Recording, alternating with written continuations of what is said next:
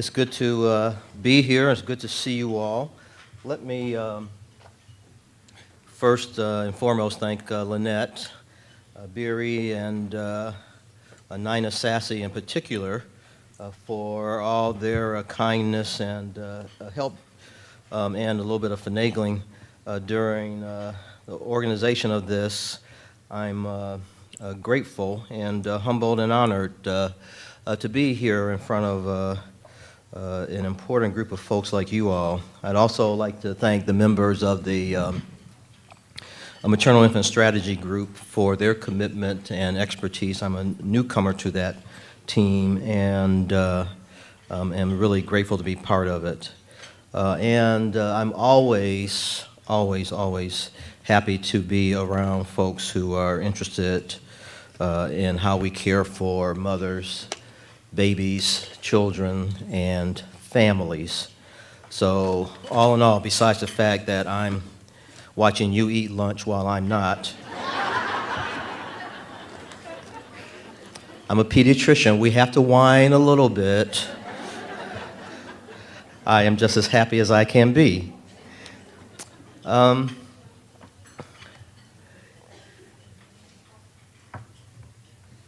Pregnant pause while he figures out the electronics.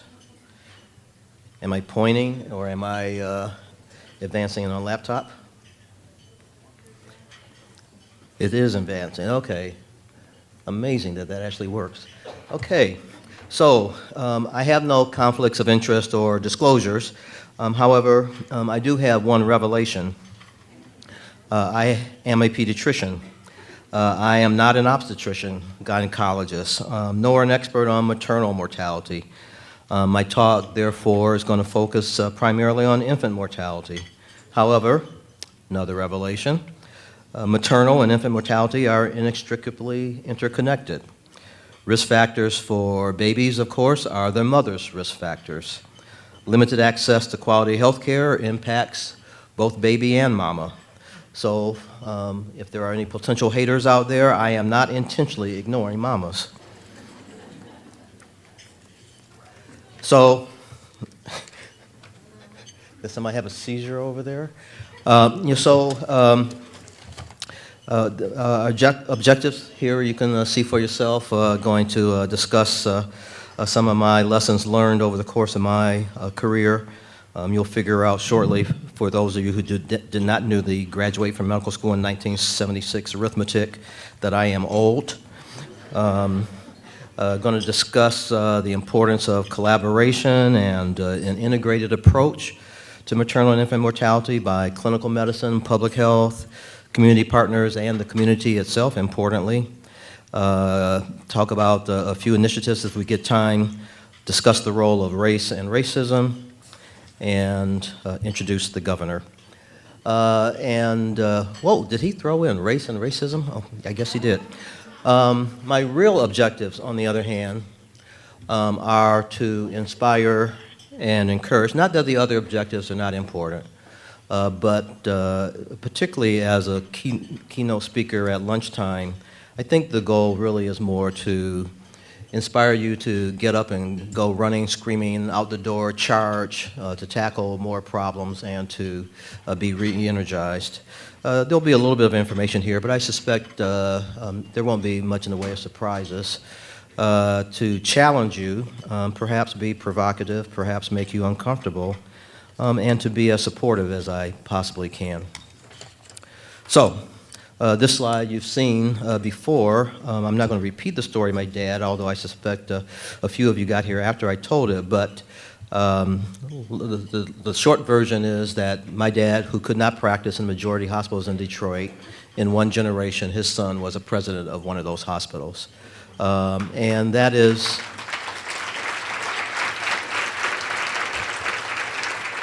an American success story. That is a very typical American success story, and those kind of stories don't happen in very many places. And so certainly if we think that there's been no progress made, that is not my perspective. In 1980, after training at Children's Hospital of Michigan, I started in private practice. I was always interested in public health sort of stuff, population health kind of things, when that term wasn't coined yet, I don't think, especially issues of underserved populations. And I got interested in sudden infant death syndrome and infant mortality because I had someone in my practice who had deaths, and deaths, multiple, in their family from SIDS, and we were all just sort of mystified by it. Didn't really know much about SIDS at that time, don't know much about it now. And I somehow or another became a statewide and national expert on something that nobody understood. And I've already told you how impressed my youngest daughter was with that. We were doing sleep studies, 2-channel, 3-channel studies on babies called pneumograms, monitoring babies who had abnormal test results with the misconception, in retrospect, that we would be able to identify which babies were at risk for sudden unexpected death. So there were lots of successes and failures in many respects, but I had lots of conversations with families trying to explain risk factors to people whose babies had died. And they would say things like, well, my sister smoked during pregnancy, too, and her baby is perfectly fine. The most difficult answer to the question was, well, Dr. Gray, I did everything right, and my baby died. Why? So these conversations as precursors to the terminology, nomenclature of social determinants of health. And there was great impetus at that time, even though the science wasn't very good, to do something. The infant mortality rate in the city of Detroit and southeast Michigan was horrendous, worse than many third world countries. Can't you do something? And so we sort of fell into that, I wouldn't say trap, but we felt motivated to try something, to do something. And monitors seemed to be a relatively harmless thing, besides the fact that they chirp all night and make you crazy. And then on June 21st, 1994, I remember because that's my birthday, and I turned 12 on that day. I was at the National Institutes of Health as one of the SIDS experts who were introduced to the Back to Sleep campaign. And the universal response by the experts in the room early in the morning was, that can't possibly work. That's stupid. Babies are going to be aspirating all over America. And of course, it did work, and they brought in one expert after another from Norway, from Sweden, from Australia, from New Zealand, from England. And by the end of the 2-day conference, it was indisputable that there was something there, and indeed there was. I lived through the time that infant and child death review panels came into being, and my wife was on one of those panels, or maybe a couple of those panels, state level and county level, and we learned so much about where children were living, what their sleeping environments were like, what the real world was compared to our idealized version of what the real world was. And so reading reports of baby found dead, laying face down in foam rubber mattresses, on sofas, having been overlain by a parent during a deep sleep, or a parent who was impaired in some way. Crib slats that were too wide, and they got their heads stuck between the slats, or they fell down between the mattress and the wall and suffocated. And the data was all there in front of us, and no one had ever really suspected that. It was just remarkable to me that we were seeing this kind of thing in a country like America. And so sudden infant death syndrome, sudden unexpected death in babies, and infant mortality was where I spent a big part of my early career. And so today, in some respects, is sort of like a full circle kind of moment for me. Not quite as powerful as my Jumpin' Javon experience, but certainly a full circle experience. The primary causes of infant mortality have really remained unchanged over a long period of time. Birth defects, premature birth or low birth weight, and sudden unexpected death or sudden infant death syndrome. And there's been modest understanding in understanding how we might impact birth defects, but very modest. Advances in genetics and genomics is promising and will probably help us more in that respect. A much expanded newborn screening program identifies a few disorders that can cause sudden unexpected death. Neural tube defects, we know that if you give folate during pregnancy, you reduce the risk considerably. Prematurity remains a major issue still. Certainly, the person who's on her way to the airport now has done some landmark work in that, groundbreaking work. Dr. Sonia Hassan in the perinatal research branch in Detroit. And there have been some advances in reducing the incidence of SIDS, primarily through the Back to Sleep campaign. So, some things remain the same. How have we done? So in the next few minutes, I'd like to just review how we've done as a state in the period that I have been a practicing physician, 1980 through today. So this first slide, I'm disoriented because I can see the slide from a distance, but I can't read it, so you'll have to trust me, because I'm just going to make something up. And my little laptop isn't showing the same thing that I'm looking at. There was a lot of progress made from the 80s through the early 2000s. And this is the overall trend for the state of Michigan. This is the trend separated out by race. And so you have in the orange color there, you have blacks, you have whites in the blue color there.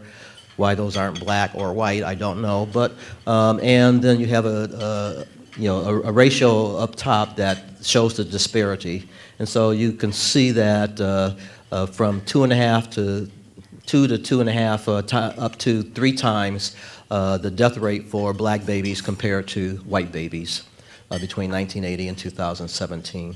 The third slide here shows the city of Detroit in comparison. In some ways, because it's such a dominantly African-American community, it mimics or mirrors the previous slide. I'd be remiss if I didn't thank Nina for getting these slides for me, and they, of course, come from the Michigan Department of Health and Human Services Division of Vital Records and Health Statistics. And looking at all of those slides, one would see in the last 10 years or so, we've been really pretty stagnant, virtually flat. Some may optimistically say, oh, there's a slight improvement. Well, it may be a slight improvement, but it ain't much of an improvement. And so we have significant work to be done there in infant mortality. We always have to show a cute mommy-baby picture during any presentation. So observe that while I flip my pages.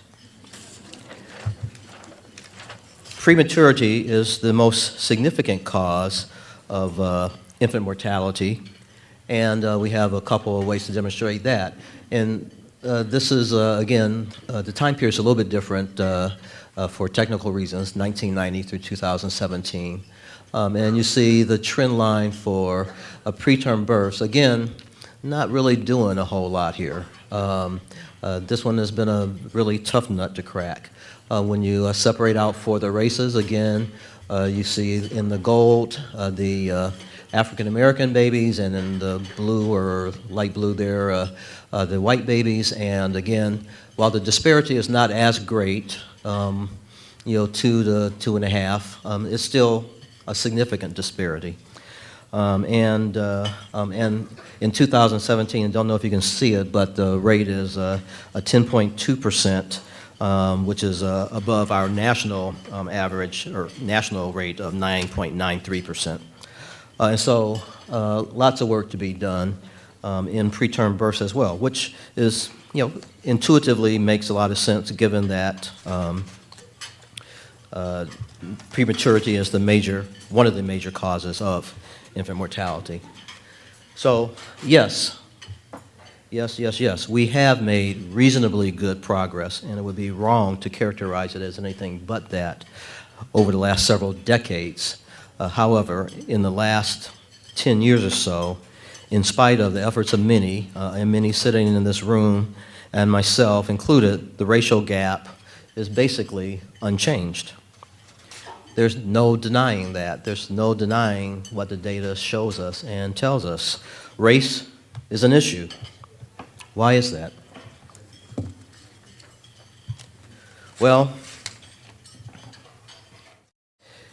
this is really, I heard the term earlier today, I think it was attributed to Lynette. This is heavy lifting. This is hard work. This is very difficult work. And given that, I've been involved in this, and there's folks in this room who've been involved longer than I have, it could be easy to get discouraged, particularly with the results of the last decade or so. The thing that would be even worse than getting tired or discouraged, of course, would be to become cynical. This is heavy lifting, and anyone new to this area of work shouldn't be disabused of the notion that it's going to be hard for you. You're going to have to work your tail off. You're going to have some successes and plenty of failures. We know that we have in this country a challenge with racial disparities. Virtually all of the health indicators, whatever it is, virtually all of the health indicators that we measure have a racial disparity, including infant and maternal mortality.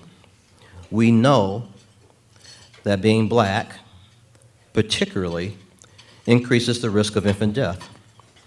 Black babies die disproportionately more than white babies. Being born black, just being born black, is a social determinant of health. That's really pretty astounding. Now we know that black, brown, yellow, white human beings are virtually indistinguishable from each other genetically and biologically. Differences in skin color, hair, texture, eye color are simply geographic adaptations to where that race sort of found themselves, be it Europe, Africa, or elsewhere. Race, therefore, like gender, is a social construct. It is not genetic. It is a social construct. We define what it means. Race is not our problem. Race is not our problem. Racism is our problem. Some call this America's original sin.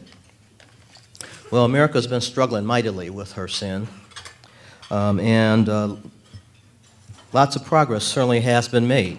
My family's story is, indicative of that. It's the classic American success story, and so clearly we are making progress. But just as clearly, there is so much more that must happen before we can eliminate why some people are more at risk for health problems or even death simply because of their race. In America, people die simply because of their race. So, I have to say that sometimes I do get tired of looking at the data that we just shared. It's exhausting. It's emotionally exhausting. I get bone tired from it. I get weary from it. There's an old Negro spiritual derived from slavery that is still sung in churches across America. We see here the cover of sheet music for this song that was cataloged in the Library of Congress in 1877. Children Don't Get Weary. You can see on the cover, if you can read that far, plantation song in chorus, sung with great success by all the minstrels. Children don't get weary. Children don't get weary. Children don't get weary till your work is done. Working from sunup to sundown, the slaves had many ways to encourage each other, to press on, to not give up. I'm sure that this song isn't just about working the fields or any other physical labor. It's about the hopes, the deferred dreams, the efforts to survive from one day to the next, the prayers for a better life of freedom for their children. I can easily relate to this song. Indeed, I sing this song in choir. We had that conversation. I'm weary. I'm weary. I'm weary of wondering why it's so hard to convince some that addressing racism and racial disparities is a legitimate discussion for healthcare professionals. I'm weary wondering, why we avoid critical conversations. I'm weary why we don't have critical conversations. I'm weary of black and brown babies dying more than anyone else. And I'm weary of the lack of national outrage. Why is nobody storming, the castle? Why is this just okay? It should not ever, ever, ever be okay. Children don't get weary, children don't get weary. Children don't get weary till your work is done. I believe infant and maternal mortality is not exclusively a medical condition. It is a social condition masquerading as a medical condition. And we must treat it accordingly. It's not that the science isn't important. I'm a doctor. It's not that the medicine isn't important. It's not that the length of the cervix isn't important. It's not that premature delivery isn't important, but it's far more complicated than that. And if we wonder why we have plateaued, certainly one, I believe, logical explanation is because we've gotten to the point where all the science has done us as much good as it can do, and we can probably get a little bit more out of that. But fundamentally, there's something systemically wrong with the world that we live in, systemically.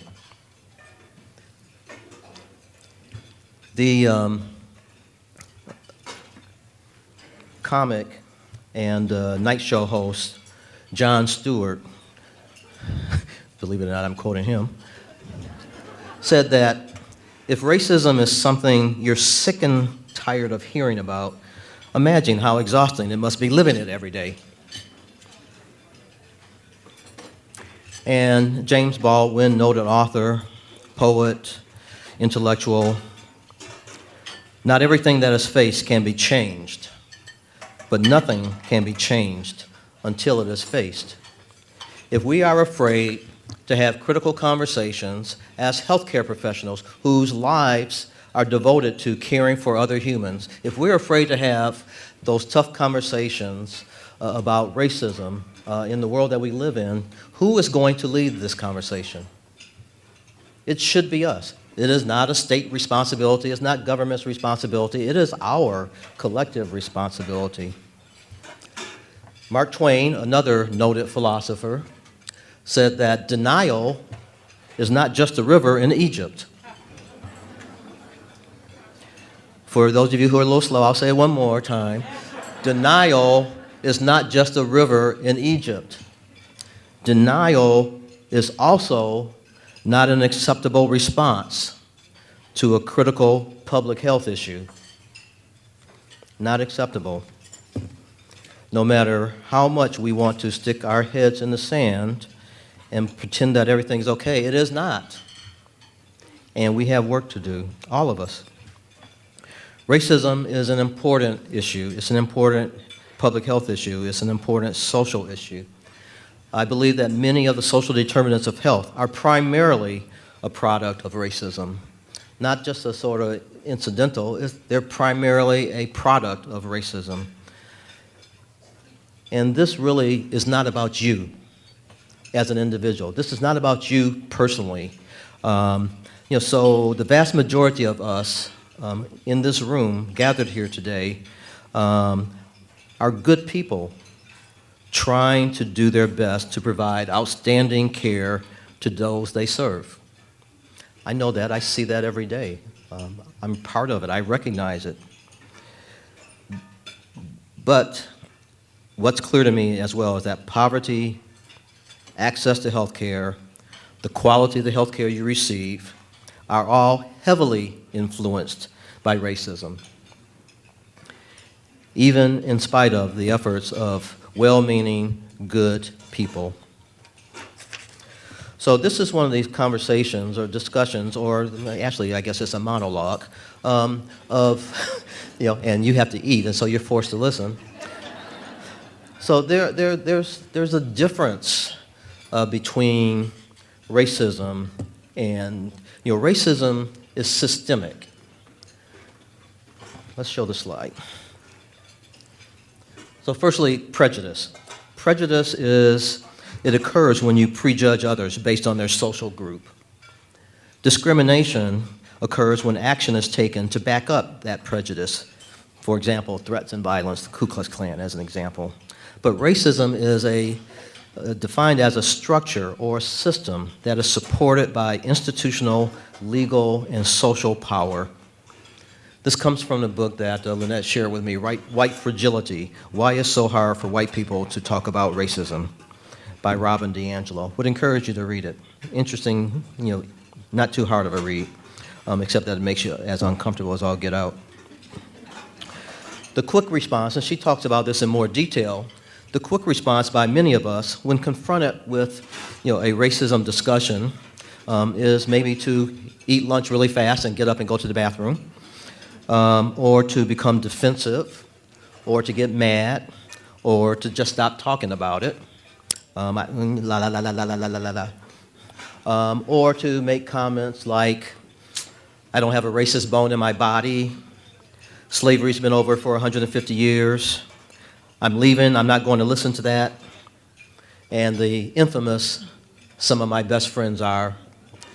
We saw that play out on national television just a week and a half ago, when one of our national representatives brought out a black person to demonstrate that there's no racism involved in what they were talking about. Completely tone deaf. So, racism is not about you as an individual as much as it is about the system we live in that allows one group of people to benefit over another group of people. So please reflect on these definitions. Please reflect on your implicit bias. We all have it. It's not even a question of whether you have it. We all have it. It's just different for each one of us what it is. But all people have this and struggle with this. Reflect on it. Get the book. Understand more about racism and its systemic effects. You will be a better care provider as a result of it. Racism is an important issue. It's important to know now, because I've also heard the response of, black people are prejudiced too. Black people can be racist too. Well, black people are prejudiced too. Black people are, all people are prejudiced too. They discriminate as well. There is no perfect human being, amongst us, black, brown, yellow, whatever. However, though people of color may be prejudiced against whites, they do not have the means, laws, and policies to implement their discrimination throughout society. In the United States, white people control all the instruments of power, and therefore, only they can exercise racial privilege over other races. And so I would ask you to reflect upon that as well, because one of the implications of that, of course, is that it's not going to be black people that help us figure out how to address racism. We can be encouraging, we can be supportive, it's in our self-interest. However, those in a position of privilege have to address it by discussing this with each other, by praying over it, by reflecting over it, by considering that the guy standing at the podium, bald-headed, gray-haired, old, is not crazy, and would not have even dreamed of giving this same talk 20 years ago because of all kinds of reasons, including what the heck would happen to my career.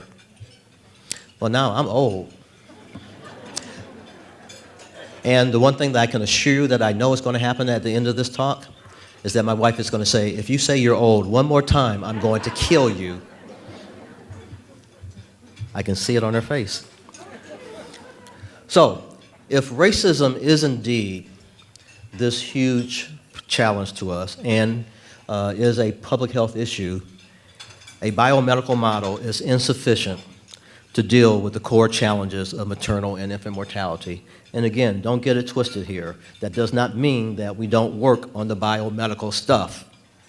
Clearly, that's important. However, it is insufficient. Our goal of 0 preventable deaths, 0 disparities in babies and mothers will not be accomplished with the biomedical model only. The medical model will be very important, but the challenge is much greater than what healthcare professionals alone can accomplish. And so it's important that we work together across many sectors, many of whom are represented here today, some of whom are not. The medical community, the public health community, the social services community, churches and other religious organizations, communities themselves. We must all work together because it really does take a village. I heard Dr. Sokol earlier today in the introduction say it takes a state. It takes a big village to address this.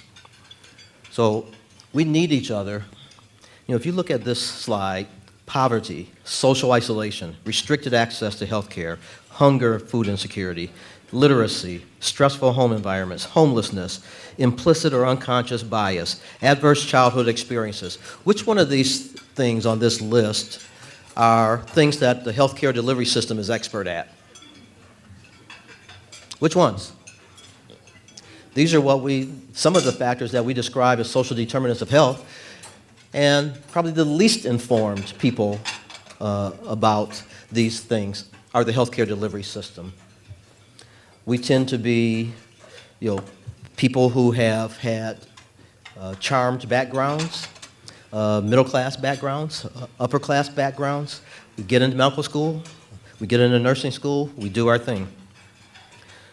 So the list of conditions are all issues that can be considered social determinants of health, particularly for infants and mothers, and we don't have the right people together at the table working consistently in a way that is effective. For most of us that have been doing this work for any period of time, this isn't really a new message. It's not surprising to hear that we need to work together collaboratively. Currently, there's lots of organizations across many sectors focused on infant and maternal mortality. But why is the needle moving so slowly? Consider and reflect on these questions. Are our efforts well coordinated across those sectors? Do we communicate effectively across those sectors? Do we measure our success and rewards collectively or similarly? Or does what rewards the human services folks is a different reward for those who are in healthcare, is a different reward from people who work towards what they are rewarded for, whether it's academic success or money or whatever it is? How well do we work together? Do we even respect or understand the work of sectors different than our own? Within healthcare, I recently had to go to physical therapy because of issues with my back. And it worked wonders for me. And I'm a well-educated, bless you, physician, and who had referred countless children to physical therapy over my lifetime, and I was actually surprised that it worked. It's like, wow, that's really cool. That stuff actually works. I thought, they just, they move your muscles around, they play with you a little while, they make you forget you have back pain, and so, damn it, that stuff actually works. I don't know crap about half the stuff in medicine and healthcare, let alone in social work or in community building, and the work that is represented in this room. And, I don't know whether or not, as a healthcare community, that we have been very good at respecting some of that work. My time at the United Way as CEO there helped me to understand how challenging these questions are, just within a single service sector, like the social service agencies. I went to United Way thinking that I was going to really, whip them into shape and figure out how to coordinate all the hundreds, literally hundreds, of organizations that we funded in Southeast Michigan. Not. Each one has their own board, each one has their own mission, each one has their own way that they're going to do stuff, and they're not going to change their mind simply because somebody says to. The dynamics across hospitals, physicians, nurses, social workers, community members, public health professionals, and lots of others is very challenging. So I don't know that we should even feel badly that we're not doing so great, except that now we do have to really tackle this more aggressively. A couple of examples here, and it may not make much sense to you. Lady Limerick, and I'm running short on time. Lady Limerick did some studies in Ireland when I was first starting to look at SIDS. And the reason it was fascinating to me was because she basically proposed an intervention to lower sudden infant death syndrome.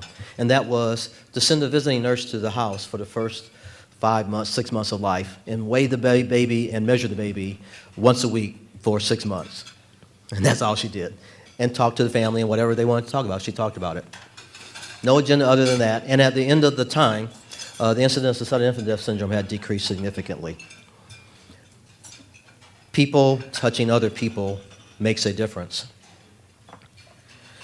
Home visitation, we know there's strong data to support nursing home visitation, and we keep saying that we cannot afford to pay for it.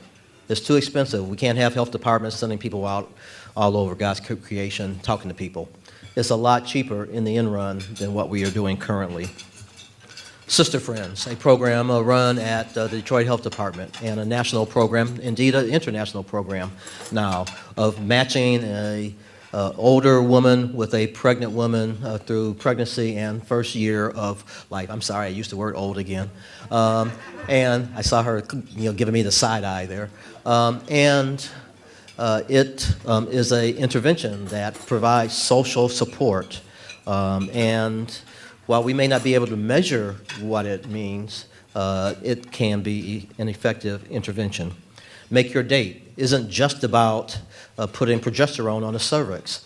It's also about bringing in the resources around and wrapping the arms around that mother and baby dyad, or soon-to-be baby dyad, so that they get what they need.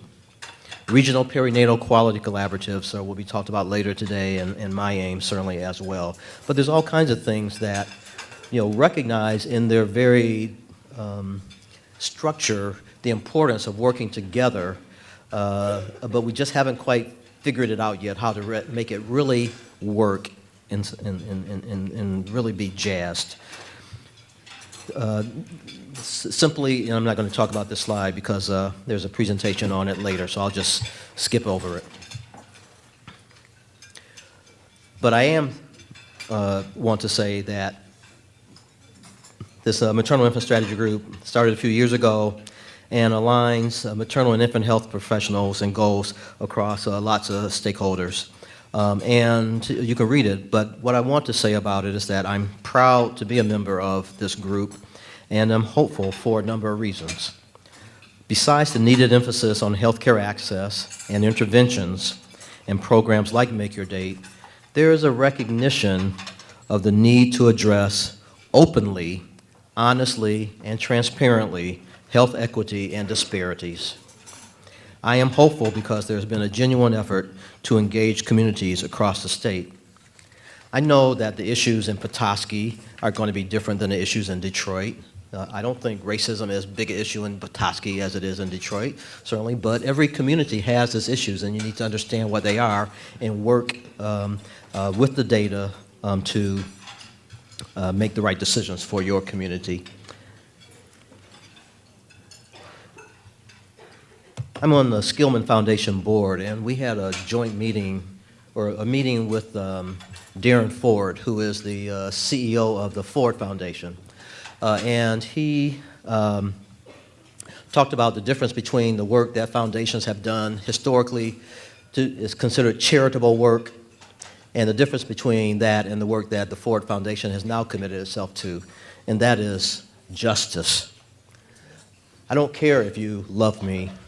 I don't care if you think that I need help and you're going to provide it for me. I don't care about that. What I care about is that people all deserve the same thing. They need equal access to health care. They need to be treated respectfully. I implore each and every one of us to commit to reflect upon our implicit biases that we all have. And I ask you to consider how you might work more effectively with others, to perhaps think outside of the boxes that we tend to place ourselves in. I encourage us all to remember that poor, vulnerable, underserved, at-risk people are not any different from us. Let us devote ourselves to the recognition that those we serve don't need our pity or paternalistic or maternalistic care. They need to be treated with dignity, with respect, as we would want for our own loved ones.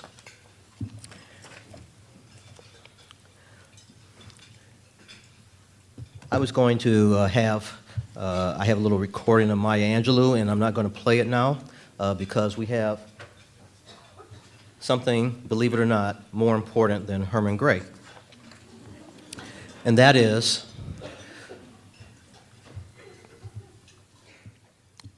I have the distinct privilege and honor to introduce to you all the governor of our great state of Michigan.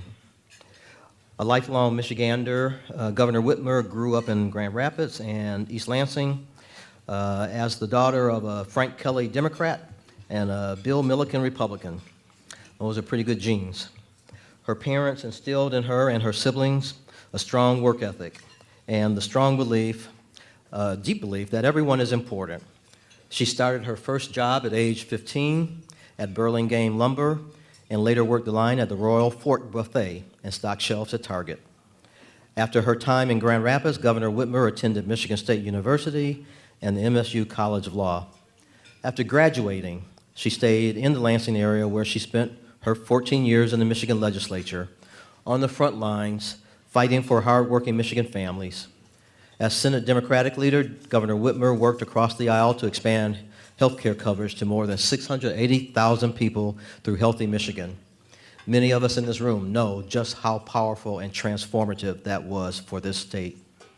As governor, she's committed to solving problems for Michiganders across the state. Under her leadership, that means expanding access to affordable health care, improving education and skills training, respecting working families, cleaning up Michigan's drinking water, and of course, fixing the damn roads. There has never been a campaign slogan that has resonated with me as much as that one. And I don't know if that's a commentary on politics or potholes, and perhaps even both.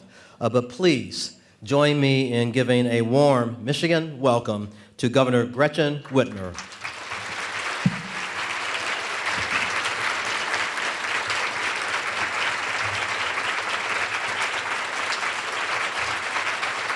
I came early so I could sit back here and listen to you. Thank you, Dr. Gray. Thank you. Whoa. All right, good afternoon. I'm so pleased to be with all of you today, and I got here a little bit early so I could sit in the back and listen to Dr. Gray.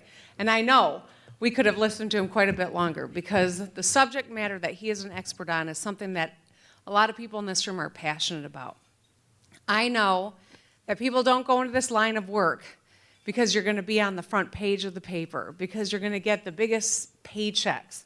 This is a passion. This is incredibly important work that you do.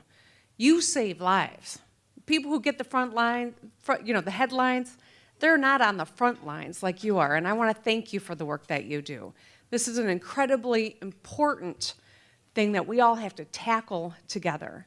I want to thank Amy Zagman for inviting me and the Maternal Infant Strategy Group and the Michigan Department of Health and Human Services for the important work that is being done every day and recognizing how much more we have to do.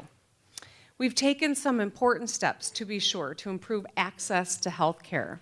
The Healthy Michigan Plan, which Dr. Gray mentioned in my introduction, was such an important step for us to take as a state. And we did it together.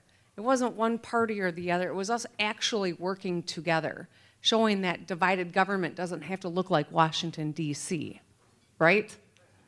We solved a problem in taking this major step forward to get 680,000 people covered in the state of Michigan. And unfortunately, a step was taken backward when it came to changing that law and creating work requirements. But my new head of DHHS and I are working to mitigate the harm that was done in those work requirements, to ensure that we, yes, promote work. That's a good goal. But we also must preserve health care in the process. That's the goal that we all share in this room. Michigan joined the Alliance for Innovation and Maternal Health in 2015 to prevent and reduce maternal mortality. And in 2016, hospitals providing maternity care in Michigan started implementing hemorrhage and hypertension safety bundles that have proven to improve maternal health outcomes and reduce maternal morbidity at the hospital and state level. And it's so important that our state continues to move forward, helping new moms and babies lead healthy lives. Because right now, moms and babies are dying preventable deaths. The U.S. has the highest maternal death rate in the developed world. And as Dr. Gray so aptly pointed out, there are racial components to this that are undeniable. The Detroit maternal health rate is 3 times that of the national average. And of the pregnancy-related deaths in Michigan from 2011 to 2015, 44% were determined to be preventable. 44%. We need to start working to raise Michigan from being one of the worst states in infant and maternal health outcomes to one of the best. We need to make sure that expecting moms everywhere have the care that they need to ensure a healthy pregnancy. And acknowledge and address the true health disparities in Michigan by ensuring that our most marginalized communities have access to health care, quality health care. Because right now we know that African American women are 3 times more likely to die from pregnancy-related causes than white women. And in 2017, babies born to African American women were more than twice as likely to die before their first birthday than babies who are born to white women. If we want to get to work lowering Michigan's infant mortality rate, we've got to make sure that all women have access to quality care. And we can also get to work reducing preventable infant deaths and ultimately reaching 0, which is the goal, by addressing the primary causes of infant mortality, so we can ensure that women have the support they need after giving birth. That means ensuring paid sick leave for new moms. Yes?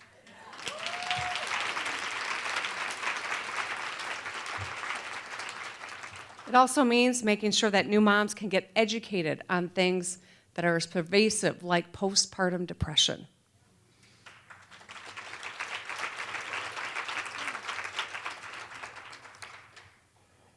I'm working with the Department of Health and Human Services to develop a statewide health plan that has the goal of 0 preventable deaths and 0 health disparities. It's a plan that's been developed by the community, with the community, and for the community. We've gotten input from town hall meetings to families in our communities and local organizations. And this plan will help because we'll be focusing on keeping expecting moms healthy to keep their babies healthy too. And that means helping expecting moms plan for their pregnancy and stay healthy throughout it. Acknowledging and addressing health disparities in Michigan by our most marginalized communities and ensuring all have access to care. We know that we've got an incredible amount of work to do ahead of us. But here's what else I know. Having spent the last 2 years traveling our state, talking to people in their homes, in their communities, in coffee shops, on the street, listening more than I'm talking, because my mom told me you have 2 ears and 1 mouth for a reason. You should listen twice as much as you talk. I know that the people of Michigan are good people who work hard, who simply want opportunity, a level playing field to get ahead. That starts with the most basic and fundamental rights and care for moms and for our babies. This is the thing that we can do better that will actually improve lives in this state.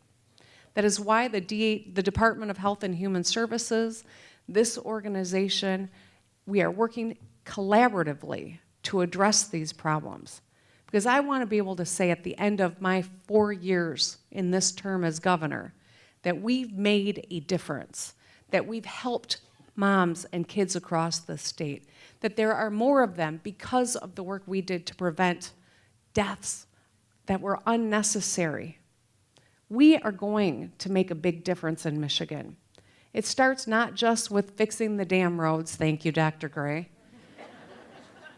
but it continues with ensuring that every dollar in that state budget is going where it is needed most, that we stop robbing important things like the education of our kids, the health care of our people, to fill potholes. When we do it the right way, we can make Michigan a top 10 state, whether it is in preventing deaths of moms and babies, educating our kids, ensuring everyone has clean drinking water when they turn on the faucet, closing the skills gap, or even fixing the roads. This is our opportunity, and it is our responsibility. This is a great state. We have serious challenges, but the best news of all is the people of Michigan have grit, and we are up to this challenge. And with you by my side, I know we're going to be successful. Thank you so much for the work that you do, and thank you for letting me be a part of your organization and the work you're doing. Thank you. Thank you.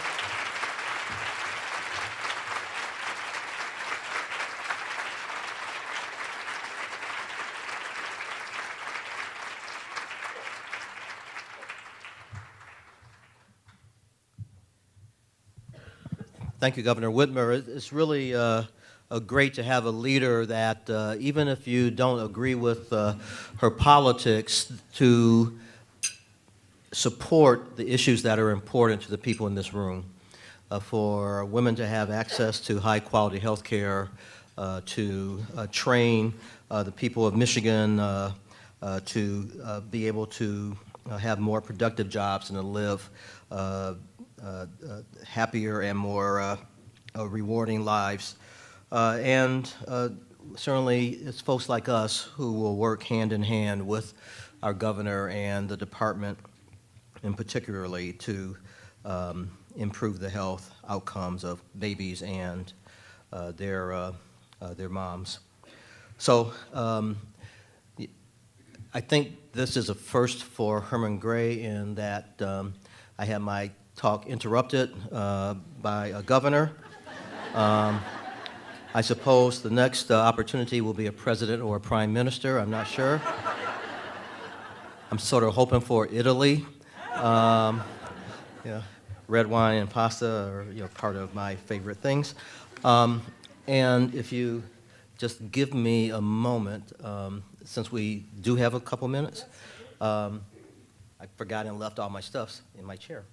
We sort of ended on a challenging note. I know that talking about racism is a heavy subject, and perhaps particularly so for lunch. And I appreciate your attention and kindness. And I just want to remind us of something I said a little bit earlier, which everyone in this room knows, but it's good to be reminded of it often, and that is that genetically and biologically we are all the same, and that this is something, America's original sin is something that we can work our way through if we are willing to commit to that. And so I thought it appropriate that you hear this if it actually works. Otherwise, and of course it doesn't. But I will read it. Human family. I note the obvious differences in the human family. Some of us are serious. Some thrive on comedy. Some declare their lives are lived as true profundity, and others claim they really live the real reality. The variety of our skin tones can confuse, bemuse, delight, brown and pink and beige and purple, tan and blue and white. I've sailed upon the 7 seas and stopped in every land. I've seen the wonders of the world, not yet one common man. I know 10,000 women called Jane and Mary Jane, but I've not seen any two who really were the same. Mirror twins are different, although their features jibe, and lovers think quite different thoughts while lying side by side. We love and lose in China. We weep on England's moors, and laugh and moan in Guinea, and thrive on Spanish shores. We seek success in Finland, are born and die in Maine. In minor ways we differ, in major we're the same. I note the obvious differences between each sort and type, but we are more alike, my friends, than we are unalike. We are more alike, my friends, than we are unalike. We are more alike, my friends, than we are unalike.